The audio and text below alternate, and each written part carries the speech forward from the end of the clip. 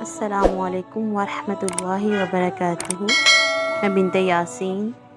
آج ہم حدیث مبارکہ کی روشنی میں نماز جمعہ کے لیے اول وقت میں جانا دیکھیں گے کہ کیسا ہے۔ سیدنا ابو ہریرہ رضی اللہ تعالیٰ عنہ روایت کرتے ہیں، رسول اللہ صلی اللہ علیہ وآلہ وسلم نے فرمایا، جب جمعے کا دن آتا ہے تو فرشتے مسجد کے دروازے پر آنے والوں کے نام لکھتے ہیں۔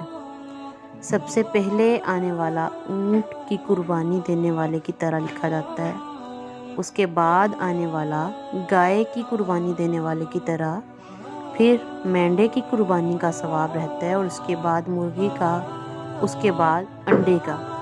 لیکن جب امام خطبہ دینے کے لیے باہر آ جاتا ہے تو یہ فرشتے اپنے دفاتر بند کر دیتے ہیں اور خطبہ سننے میں مشغول ہو جاتے ہیں۔ صحیح البخاری 929 حدیث مبارکہ ہے یہ بخاری سے۔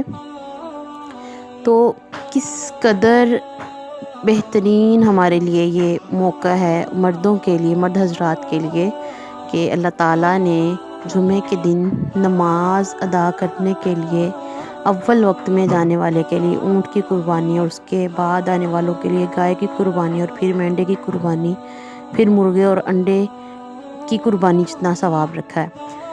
تو میری آپ سب سے گزارش ہے کہ جو بہنیں سن رہی ہیں وہ ضرور اپنے بھائیوں کو، اپنے شوہروں کو، اپنے بیٹوں کو مسجد میں اول وقت میں جانے کا جو ہے تلقین کریں، اور جو بھائی سن رہے ہیں وہ بھی ضرور اول وقت میں جائیں۔ اللہ تعالیٰ ہم سب کو نیک اعمال کرنے کی اور اس کو اپنی قبر تک لے جانے کی توفیق عطا فرمائے۔